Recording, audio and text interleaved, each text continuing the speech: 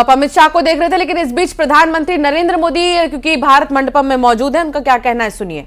ये आयोजन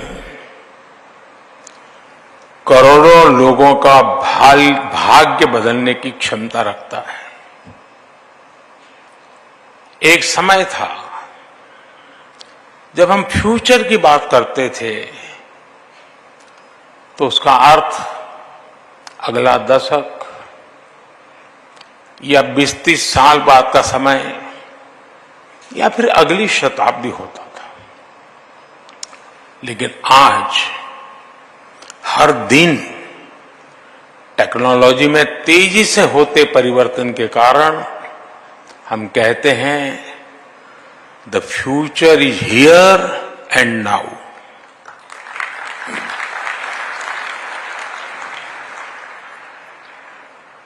अभी कुछ मिनट पहले मैंने यहां एग्जीबिशन में लगे कुछ स्टॉल्स देखे। इस एग्जीबिशन में मैंने उसी फ्यूचर की झलक देखी, चाहे टेलीकॉम हो, टेक्नोलॉजी हो या फिर कनेक्टिविटी, चाहे 6G हो, AI हो, साइबर सिक्योरिटी हो, सेमीकंडक्टर्स हो, ड्रोन या स्पेस सेक्टर हो, डीप सी हो, ग्रीन टेक हो या फिर दूसरे सेक्टर्स। आने वाला समय बिल्कुल ही अलग होने जा रहा है और ये हम सभी के लिए खुशी की बात है कि हमारी युवा पीढ़ी देश के भविष्य का नेतृत्व कर रही है, हमारी टेक रिवॉल्यूशन को लीड कर रही है।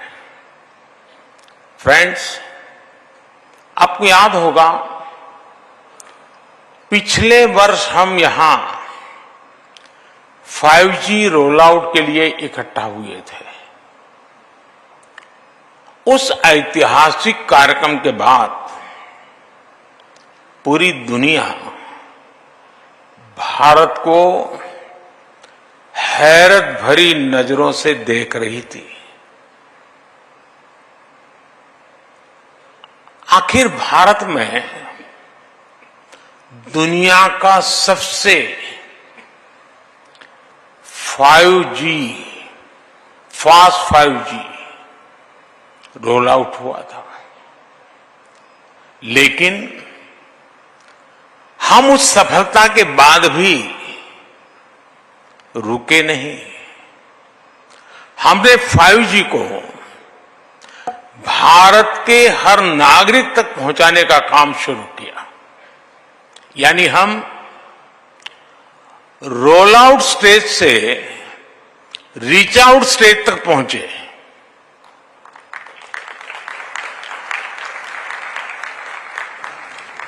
साथियों, 5G लॉन्च के 1 साल के भीतर ही भारत में करीब 4 लाख 5G बेस स्टेशंस बन गए हैं।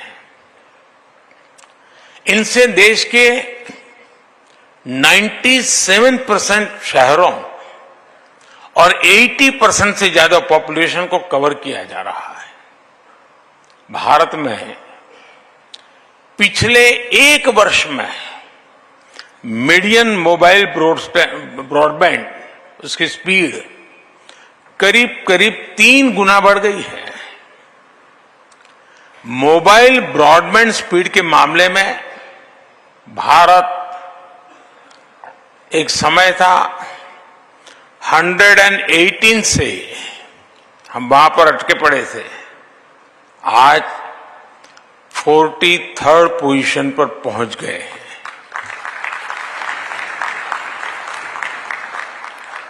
हम न सिर्फ भारत में तेजी से 5G का विस्तार कर रहे हैं, बल्कि 6G के क्षेत्र में भी लीडर बनने की दिशा में बढ़ रहे हैं। हमारे यहां 2G के समय क्या हुआ था,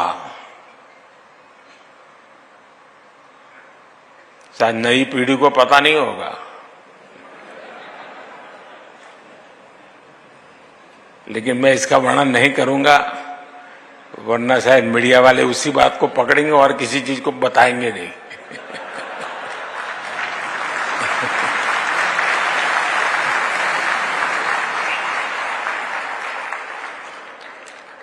लेकिन ये जरूर कहूंगा कि हमारे कालखंड में 4G का विस्तार हुआ, लेकिन एक दाग भी नहीं लगा है।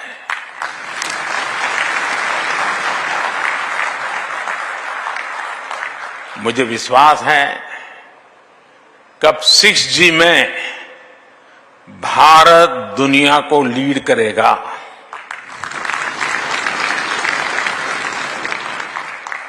और साथियों, इंटरनेट कनेक्टिविटी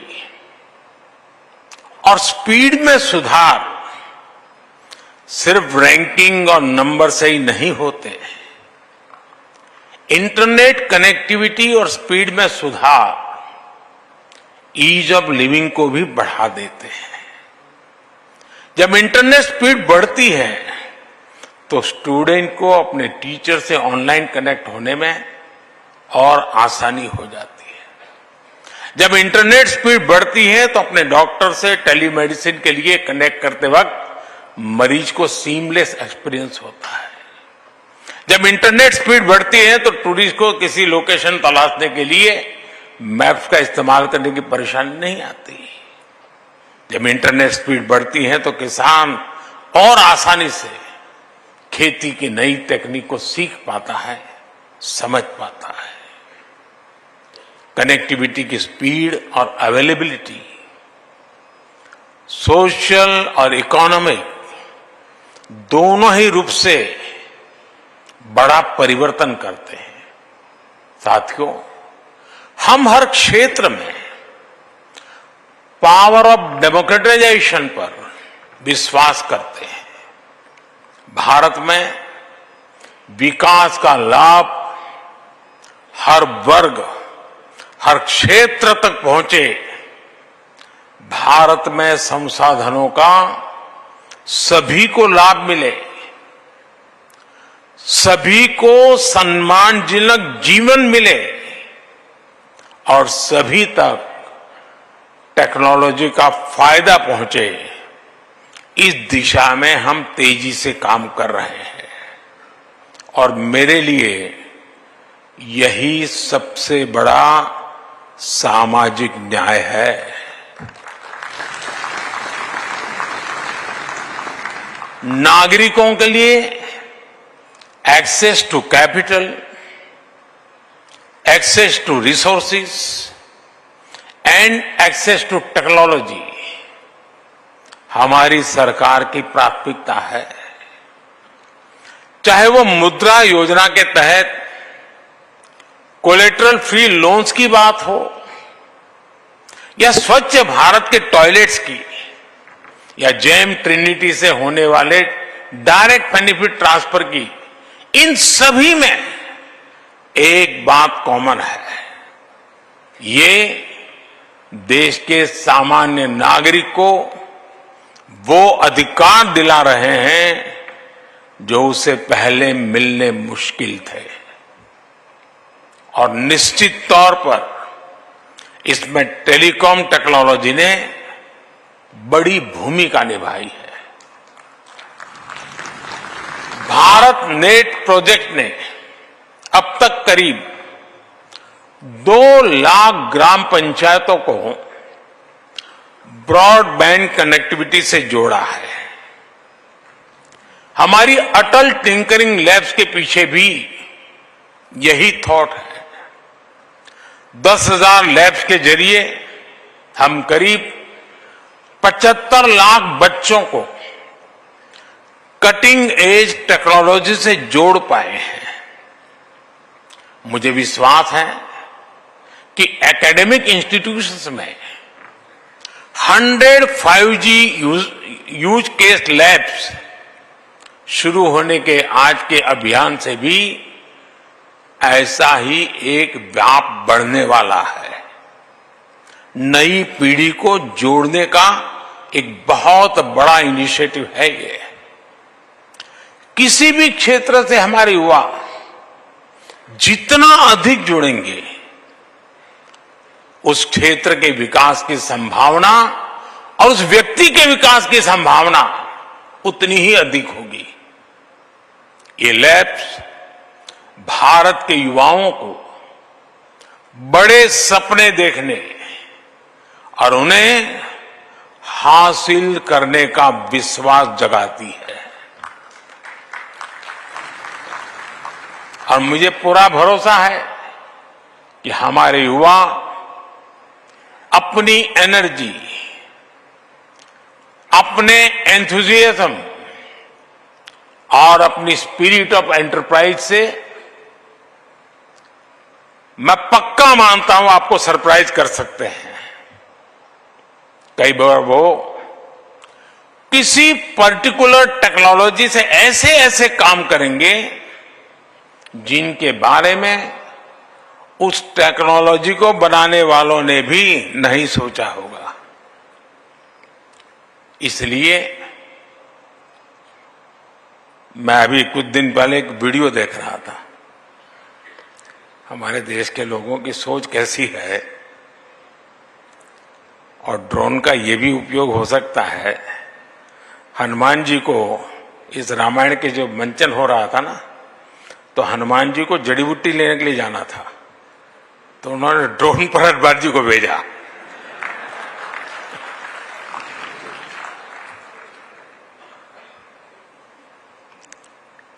इसलिए ये अभियान हमारे नौजवानों में इनोवेशन कल्चर को बढ़ावा देने की दिशा में एक स्वागत योग्य कदम है। फ्रेंड्स, बीते कुछ वर्षों में भारत की सबसे महत्वपूर्ण सक्सेस स्टोरीज में हमारा स्टार्टअप इकोसिस्टम भी एक बहुत महत्वपूर्ण स्थान ले चुका है।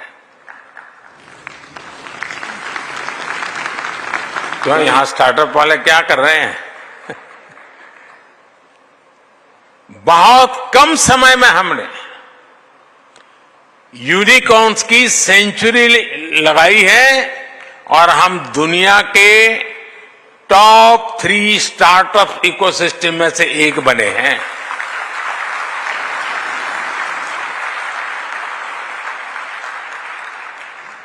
दो 2014 में हमारे पास, मैं 2014 क्यों कह रहा हूं पता है ना? वो तारीख नहीं है, एक बदलाव है।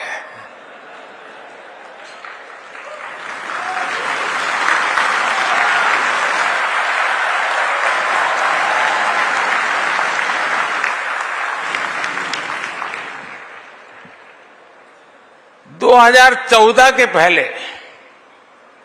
भारत के पास कुछ 100 स्टार्टअप थे, कुछ 100s, लेकिन अब ये संख्या 1 लाख के आसपास पहुंच गई है।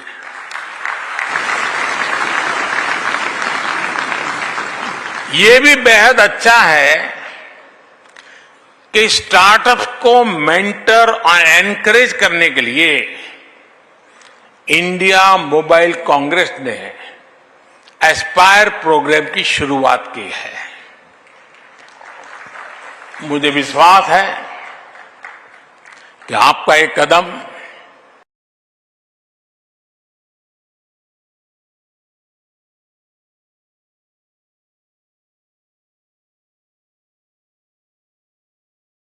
फोन की स्क्रीन घड़ी घड़ी हैंग हो जाती थी, ऐसा ही होता था ना?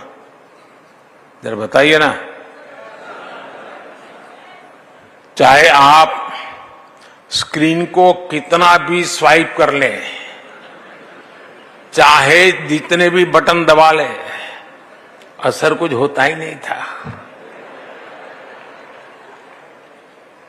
बराबर है ना? और ऐसी ही स्थिति उस समय सरकार की भी थी।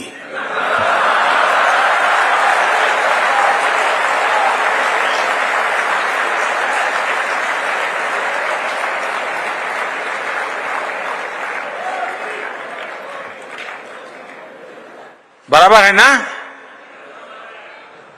और ऐसी ही स्थिति उस समय सरकार की भी थी।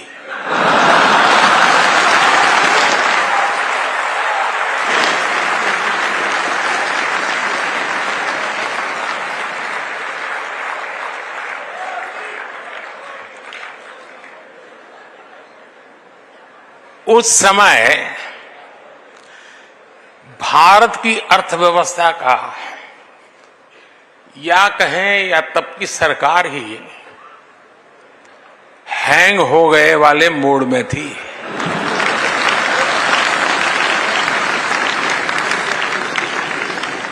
और हालत तो इतना बिगड़ चुका था, रीस्टार्ट करने से कोई फायदा नहीं था।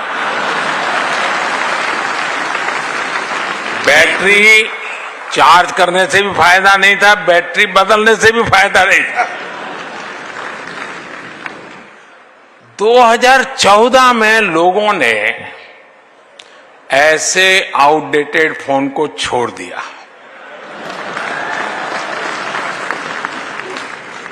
और अब हमें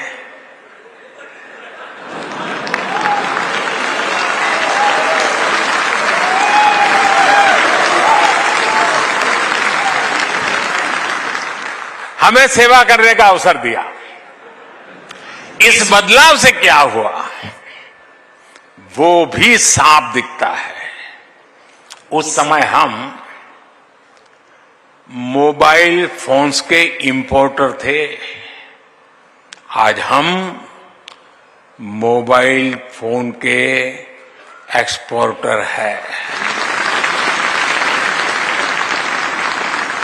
तब मोबाइल मैन्युफैक्चरिंग में हमारी प्रेजेंस ना के बराबर थी, लेकिन आज हम दुनिया के दूसरे सबसे बड़े मोबाइल मैन्युफैक्चरर है। तब इलेक्ट्रॉनिक मैन्युफैक्चरिंग के लिए कोई क्लियर विजन नहीं था। आज हम इलेक्ट्रॉनिक मैन्युफैक्चरिंग में करीब 2 लाख करोड़ रुपए का एक्सपोर्ट कर रहे हैं। आपने देखा है कि गूगल ने भी हाल ही में ये घोषणा की है कि वो अपने पिक्सल फोन्स भारत में बनाएगा। सैमसंग के फोल्ड 5 और एप्पल के आईफोन 15 पहले ही भारत में बनना शुरू हो गया है।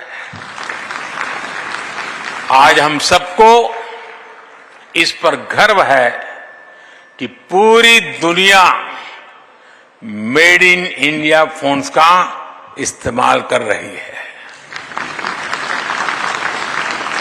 साथियों, आज जरूरत है कि हम मोबाइल और इलेक्ट्रॉनिक मैन्युफैक्चरिंग में अपनी सफलता को और आगे बढ़ाएं। टेक इकोसिस्टम में हार्डवेयर और सॉफ्टवेयर दोनों की सफलता के लिए जरूरी है कि हम भारत में स्ट्रांग सेमीकंडक्टर मैन्युफैक्चरिंग सेक्टर का निर्माण करें। सेमीकंडक्टर्स के डेवलपमेंट के लिए सरकार ने पहले ही करीब 80,000 करोड़ रुपीस की पीएलआई स्कीम चलाई है। आज विश्व भर की सेमीकंडक्टर कंपनियां भारतीय कंपनियों के साथ मिलकर सेमीकंडक्टर असेंबली और टेस्टिंग फैसिलिटीज में इन्वेस्ट करना शुरू कर दिया है। भारत का सेमीकंडक्टर मिशन सिर्फ अपनी डोमेस्टिक डिमांड ही नहीं, दुनिया की जरूरत पूरी करने के विजन पर आगे बढ़ रहा है। साथियों, विकासशील देश से विकसित देश होने के सफर को अगर कोई और तेज करता है तो वो है टेक्नोलॉजी।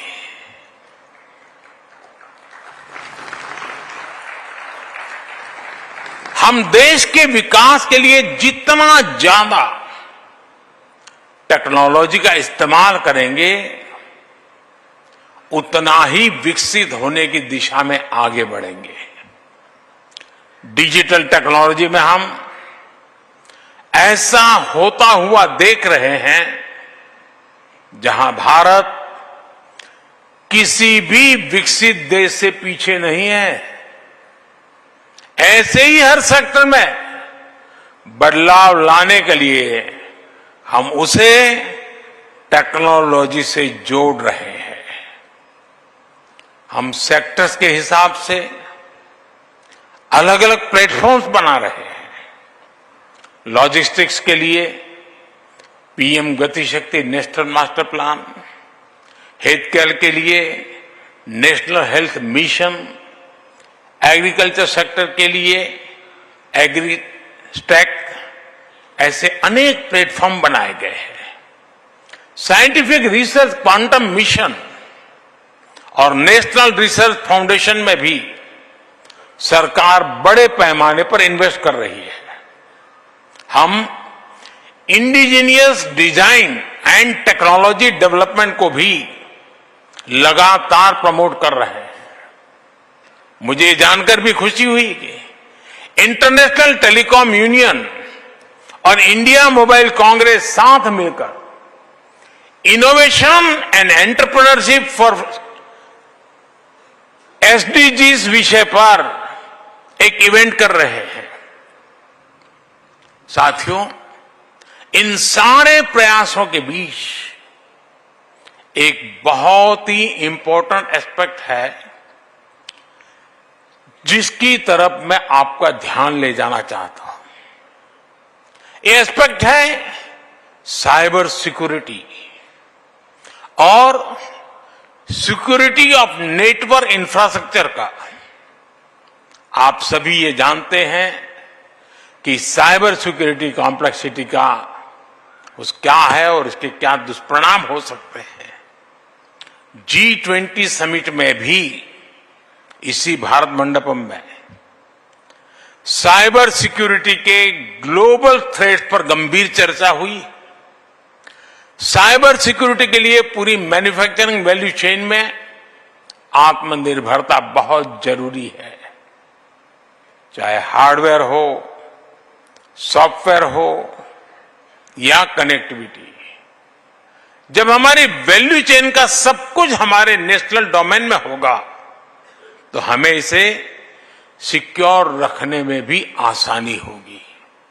इसलिए आज इस मोबाइल कांग्रेस में ये चर्चा भी आवश्यक है कि हम ट्रबल मेकर से दुनिया की डेमोक्रेटिक सोसाइटी को कैसे सुरक्षित बनाएं।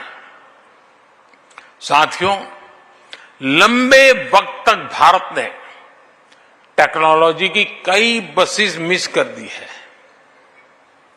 इसके बाद वो समय भी आया जब हमने ऑलरेडी डेवलप टेक्नोलॉजी में अपना टैलेंट दिखाया।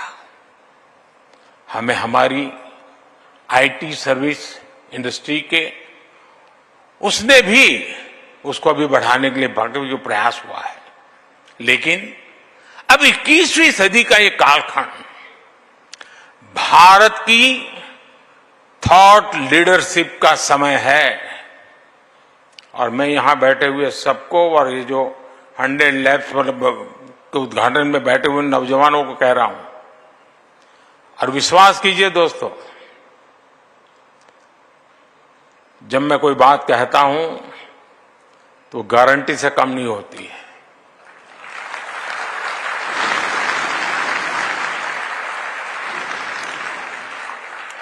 और इसीलिए मैं थॉट लीडर्स वाली बात कर रहा हूं।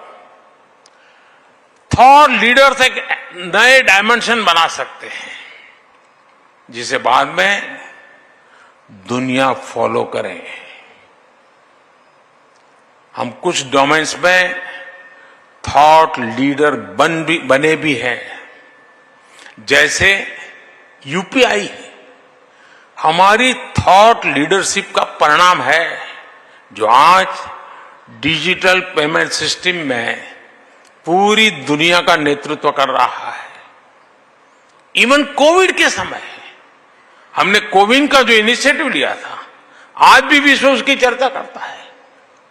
ऐसा वक्त है कि हमें टेक्नोलॉजी के एक्सीलेंट एडॉप्टर और इम्प्लीमेंटेशन के साथ साथ टेक्नोलॉजी का थॉट लीडर भी बनना ही होगा। भारत के पास यंग डेमोग्राफी की ताकत है, वाइब्रेंट डेमोक्रेसी की ताकत है। मैं इंडिया मोबाइल कांग्रेस के लोगों, खासकर इसके युवा सदस्यों को आमंत्रित करता हूं कि वह इस दिशा में आए, आगे बढ़े। मैं आपके साथ हूं। आज एक ऐसे समय में जब हम विकसित भारत बनने की दिशा में आगे बढ़ रहे हैं, थॉट लीडर्स के रूप में आगे बढ़ने का ये ट्रांजिशन पूरे सेक्टर में क्रांतिकारी परिवर्तन ला सकता है। और मुझे विश्वास है, और ये मेरा विश्वास आप लोगों की क्षमता के कारण है, मेरा विश्वास आपके सामर्थ्य पर है, आपकी क्षमता पर है, आपके समर्पण पर है। और इसलिए मैं कहता हूं कि ये हम कर सकते हैं, जरूर कर सकते हैं। फिर एक बार आपको बहुत बहुत शुभकामनाएं। और मैं देश के, दिल्ली के, अगल बगल के इलाके के नौजवानों से आग्रह करूंगा कि वो भारत मंडपम में आए और ये जो एग्जीबिशन लगा है, जिसकी टेक्नोलॉजी में रुचि है, टेक्नोलॉजी भविष्य में जीवन में कैसे नए नए क्षेत्रों को छूने वाली है, उसको समझने के लिए ये बहुत बड़ा अवसर है। मैं सबसे आग्रह करूंगा, मैं सरकार के सभी विभागों से भी आग्रह करूंगा कि उनकी जो टेक्नोलॉजी की टीम हो, वो भी यहां आकर इन चीजों को देखे। फिर एक बार आप सबको बहुत बहुत शुभकामनाएं। धन्यवाद। बहुत बहुत धन्यवाद माननीय प्रधानमंत्री जी। सभी को रिचार्ज करने का, रीइग्नाइट करने का, इंस्पायर करने का कि भारत विश्व का थॉट लीडर बने। और यहाँ पर युवा शक्ति पर आपका विश्वास, आपकी अंतर्दृष्टि, आपका मार्गदर्शन निस्संदेह सभी को डिजिटल दुनिया में नए क्षितिज तलाशने के लिए प्रेरित करेगा। बहुत बहुत धन्यवाद प्रधानमंत्री जी।